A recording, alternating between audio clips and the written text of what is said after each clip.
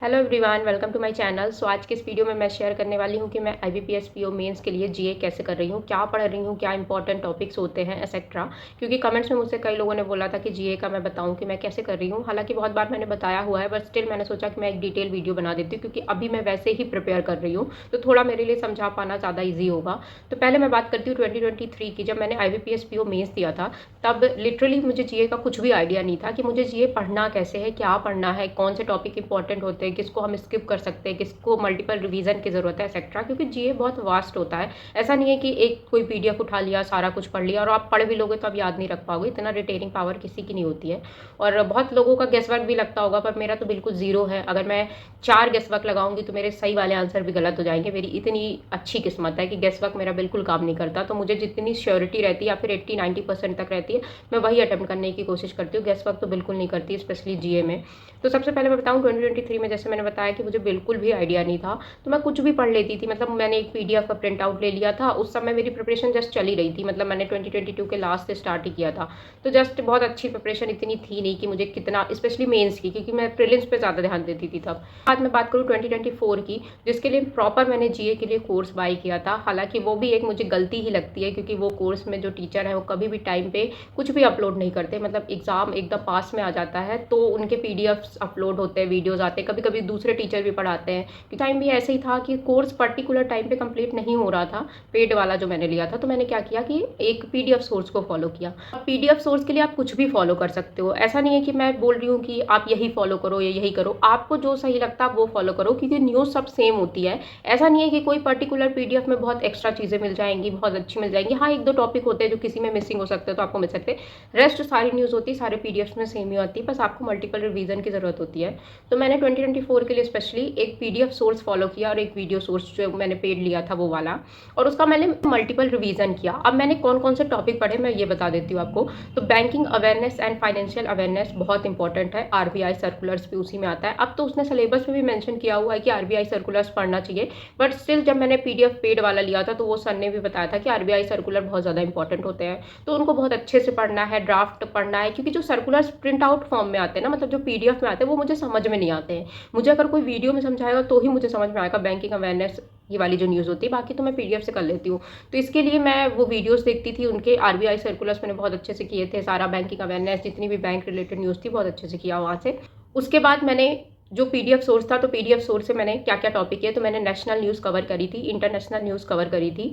Defence में नहीं करती हूँ, बहुत सारा रहता है उसमें, स्किप कर देती हूँ। उसके बाद स्पोर्ट्स की मैं थोड़ी थोड़ी इंपॉर्टेंट इवेंट वगैरह हुए हैं तो मैं उसका पढ़ लेती हूँ, उससे ज़्यादा मैं नहीं पढ़ती हूँ। इंटरनेशनल वाली न्यूज़ मैं कवर कर लेती हूँ। आपको पीडीएफ शो करती हूँ कि मैं कैसे कैसे पढ़ती हूँ। तो कोई भी जैसे पीडीएफ ले लिया आपने, उसका मैं ऐसे प्रिंट आउट करवा लेती हूँ, क्योंकि मुझे बिना प्रिंट आउट के कुछ भी समझ में नहीं आता है। तो मैं ऐसे हाईलाइट कर लेती हूँ जो जो इंपॉर्टेंट पॉइंट लगता है, और उसको मैं रिवाइज कर लेती हूँ। उसके बाद मैं बात करूँ कि मैं और कौन से टॉपिक पढ़ती हूँ, तो मैं स्कीम्स वाले टॉपिक कवर कर लेती हूँ पीडीएफ से। उसके बाद जो जैसे एमओयूज जो कुछ बहुत ज़्यादा इंपॉर्टेंट होते हैं वो कवर कर लिया। बैंक में जो अपॉइंटमेंट होती है, जो मैंने बैंकिंग अवेयरनेस के टाइम पे पढ़ी होती है, मैं उसको रिवीजन कर लेती हूँ। बहुत ज़्यादा एक्स्ट्रा मैं नहीं पढ़ती। जैसे आरबीआई में कोई एग्जीक्यूटिव डायरेक्टर बना है, या कोई भी इंपॉर्टेंट उसमें अपॉइंटमेंट हुई है, या कोई बैंक में कोई रिप्लेस हुआ है या अपॉइंटमेंट हुई है, तो उनका कौन सा नंबर है, वो पहले कौन से बैंक में थे, एक्स्ट्रा ऐसे करके मैं उनका सारा रिवाइज कर लेती हूँ। उसके बाद जैसे मैं बताऊँ, मैं स्कीम्स वगैरह, जैसे मैंने कहा कि मैं स्कीम्स वगैरह रिवाइज कर लेती हूँ।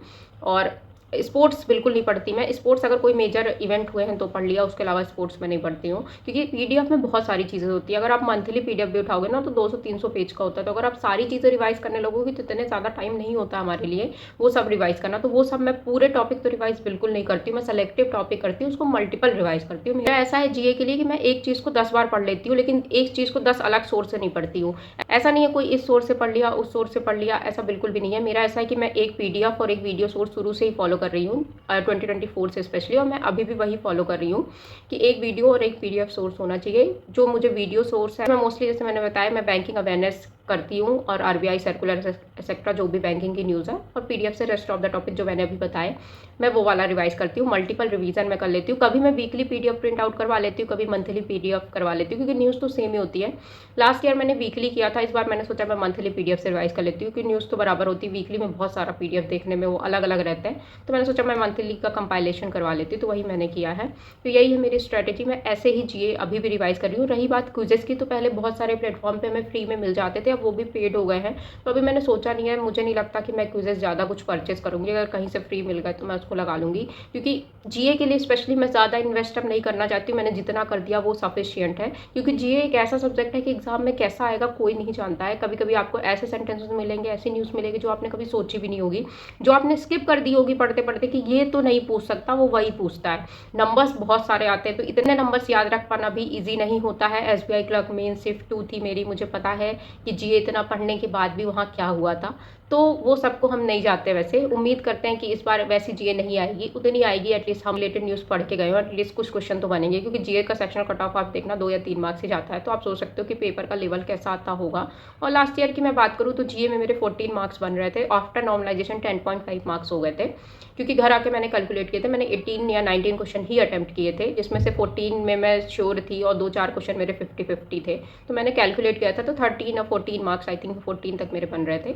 बट हाँ, नॉर्मलाइजेशन में जैसे मैंने बताया कि सारे सब्जेक्ट के मार्क्स डिक्रीज हो गए थे, तो उसके भी डिक्रीज हो गए थे, तो ये कुछ मार्क्स आए थे। पर हाँ, जीए की मुझे घर आके ये टेंशन नहीं थी कि इसका सेक्शनल नहीं निकलेगा या क्या नहीं होगा, क्योंकि आके मैंने कैलकुलेट कर लिया था। वो एकदम ऐसे क्वेश्चन होते हैं कि जो आपने लगाया है वही सही होगा और ये क्या होगा। हालांकि नॉर्मलाइजेशन तो ऐसे हुआ था कि मैथ और रीजनिंग में भी हो गया था, जहाँ नॉर्मलाइजेशन की कोई नीड ही नहीं होती, क्योंकि जो आंसर आएगा आप वही मार्क करोगे। स्पेशली प्री एंड मेंस में मैथ में कोई गेस वर्क क्यों ही करेगा। बट वहाँ भी नॉर्मलाइजेशन बहुत ही बेकार तरीके से हुआ था। बट स्टिल ठीक है, इस बार होप करते हैं कि मेंस एक ही शिफ्ट में हो और हम जो अटेम्प्ट करके आए हमको वैसे ही नंबर मिले, तो वो सही रहता है, क्योंकि लेवल थोड़ा बहुत ऊपर नीचे हो ही जाता है शिफ्ट में, फिर वो बहुत सारी प्रॉब्लम्स हो जाती है। तो ये है मेरी पूरी स्ट्रैटेजी। आई होप आपको वीडियो अच्छा लगा होगा। सॉरी, थोड़ा ज़्यादा लंबा वीडियो बन गया है, कि मैंने डिटेल में बताने की कोशिश करी है कि मैं कैसे पढ़ रही हूँ, क्या कर रही हूँ एक्सेट्रा। तो अगर आपको वीडियो पसंद आया होगा तो please like and subscribe to my channel. Thank you so much.